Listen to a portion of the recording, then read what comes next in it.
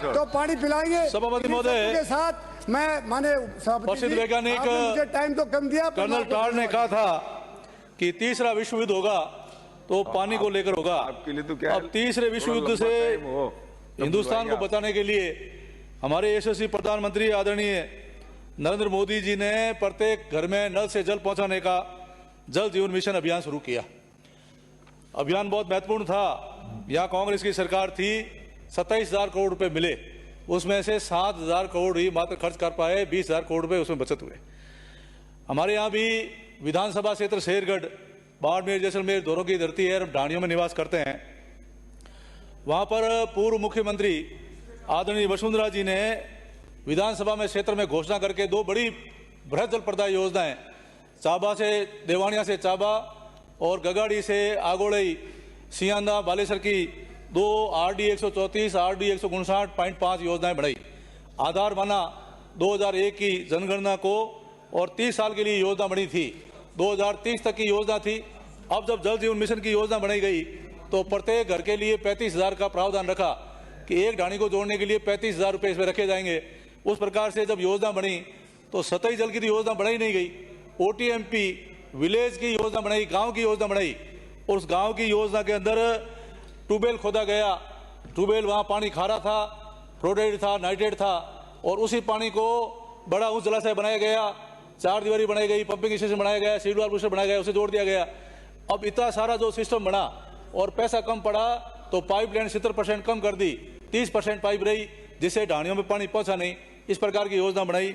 इसलिए सभापति महोदय, मैं आपके माध्यम से कहना चाहूँगा कि दोनों योजनाओं में संशोधन की जरूरत है, इसमें सुधार की जरूरत है, और सुधार की जरूरत है इसलिए प्रत्येक घर में पानी पहुंचे और अंतिम ढाणी में पानी पहुंचे। इसलिए हमारे यशस्वी मुख्यमंत्री आदरणीय भजन लाल जी का आभारी हैं कि आपने 15,000 करोड़ रुपए का प्रावधान कर 25 लाख घरों में नल से जल पहुंचाने का कार्य के लिए व्यय होगा, ये घोषणा बजट में करी। साथ ही 20,770 करोड़ रुपए 6 परियोजनाओं के लिए बजट स्वीकृत किया, उसके लिए हम आभारी है।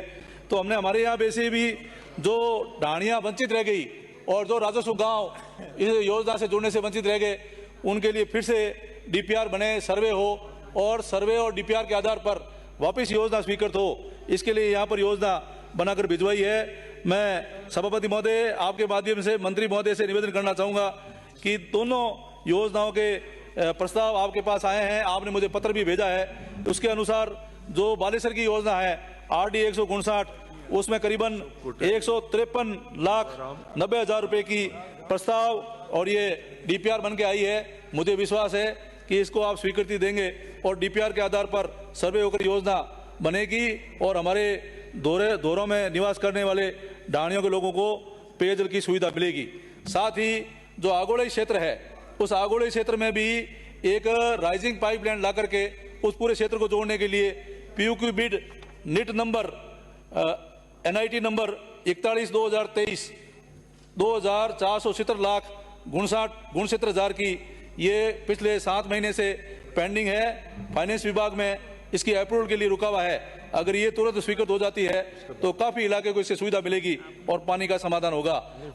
सभापति महोदय, मैं आपके माध्यम से कहना चाहता हूं कि पिछले 5 साल के कार्यकाल के अंदर पानी का जो सिस्टम था हम लोगों ने पिछले भाजपा सरकार में किया था, वो कोई संभाला नहीं।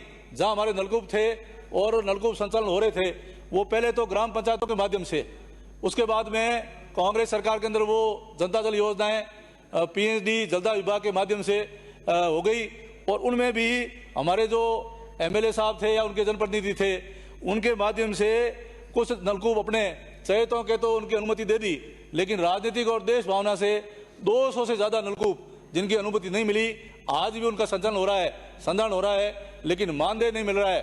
अब वो सारे हमारे जोधपुर के अंदर धरना देके बैठे हुए हैं और मांग कर रहे हैं कि आज भी हमको 7,400 रुपये मानदेय मिल रहा है, जो माननीय उच्च न्यायालय के निर्णय के अनुसार पूरा नहीं मिल रहा है। तो मानदेय बढ़ाने की मांग कर रहे हैं। साथ में ही जो पूर्व सरकार के समय जनता जल योजना से नहीं जुड़ पाए, उनको जोड़ने की मांग कर रहे हैं, तो उनको भी आप जोड़ें। और साथ में मैं निवेदन करना चाहूंगा कि सबसे ज्यादा बड़ी समस्या अगर कोई है तो वो टैंकर व्यवसाय की है। जिस गांव में पानी जाता है उसे पहले बड़े टांके बना करके और उसमें पानी लेकर उन्हीं का हक का पानी उनको बेचा जा रहा है। तो जब हम बात करते थे, शिकायत करते थे, तो जनप्रतिनिधि अधिकारियों को, ठेकेदारों को फोन करके कहते थे कि आज हमारा कांग्रेस का कार्यकर्ता नहीं कमाएगा तो कब कमाएगा। इसके लिए ठोस नीति बनाने की जरूरत है कि भयंकर अवैध कनेक्शन हो रहे हैं, अवैध कनेक्शन कट करके गंतव्य स्थान पर अंतिम व्यक्ति की ढाणी तक और अंतिम घर तक पानी कैसे पहुंचे, इसके लिए आपको व्यवस्था करने की जरूरत है। साथ ही मेरा निवेदन रहेगा कि जितने भी ट्यूबवेल खुदे हुए हैं, हम सारे अभी ट्यूबवेलों पर निर्भर है, ट्यूबवेलों को संचालन और संधारण करने के लिए उनका भौतिक सत्यापन करने की जरूरत है। आज पानी गहरा चला गया तो नलकूपों को गहरा करना, उसमें केबल लगाना, उसमें स्टार्टर लगाना, उसमें वाल चैम्बर बढ़ाना और साथ ही O&M करके 1 साल के लिए रख रखाव के लिए ठेकेदार को देना, जिससे वो भी व्यवस्था हो। और इसी प्रकार से O&M हैंडपंप के लिए भी करना। मेरा निवेदन ये है कि आप एक अभियान चलाकर सारे नलकूप और हैंडपंप को दुरुस्त कराएं, जिससे पानी की जो समस्या पिछले 5 साल में हुई है उसका समाधान हो सके। यही मेरा खास तौर से आपसे निवेदन रहेगा।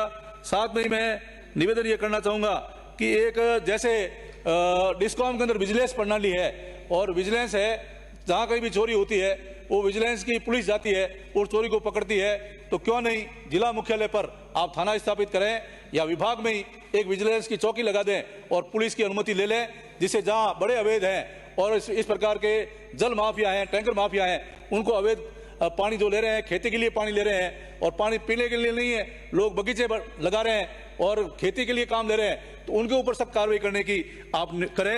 यही मैं निवेदन करके आपने मुझे समय दिया। बहुत बहुत धन्यवाद।